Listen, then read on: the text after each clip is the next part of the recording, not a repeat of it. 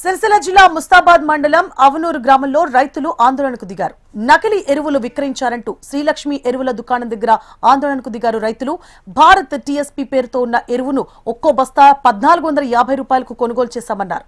పంటకు ఎలాంటి అభివృద్ధి లేక నష్టపోయామని రైతులు ఆవేదన వ్యక్తం చేశారు. ఇక నష్టపరిహారం చెల్లించాలని డిమాండ్ చేయడంతో షాప్ యజమాని బస్తాకు 800 రూపాయలిచ్చి చేతులు దులుపుకున్నాడన్న రైతులు విషయం తెలుసుకుని సంఘటన స్థలానికి వెళ్లి విచారణ చేశారు. వ్యవసాయ అధికారిని రైతులు ఫిర్యాదు చేస్తే దుకాణం నిర్వాహకుడిపై చర్యలు తీసుకుంటామన్నారు.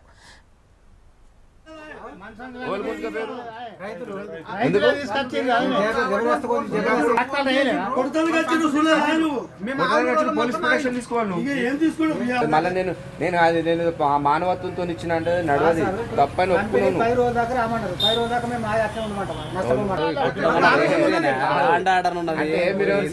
మీరు సిస్టంలో ఉన్నారనుకుంటారా? లేకపోతే దానికి వాళ్ళు కంపెనీ వాళ్ళు వస్తామన్నారు, చూస్తామన్నారు, చేస్తామన్నారు. రిటర్న్ గా మేడం అడుగుతుంది కంప్లైంట్ ఎందుకు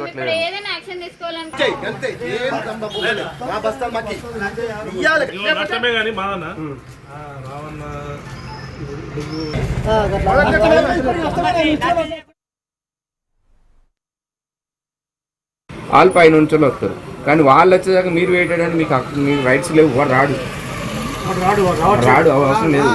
మీరు ఏదన్నా ఒకటి మేమేమో ఆ స్టేట్ మాకు శత్రువు కాదు, మీరేమి నాకు మిత్రులు కాదు. నాకు మేము అందరితో సమానం ఉంటాం. ఈ ట్రిపుల్ సూపర్ ఫాస్ఫేట్ అనేది మనకి బేసల్లో కూడా అప్లై చేసుకోవచ్చు, కాకపోతే కొంచెం యూరియా కలిపి చల్లుకుంటే బాగుండేది.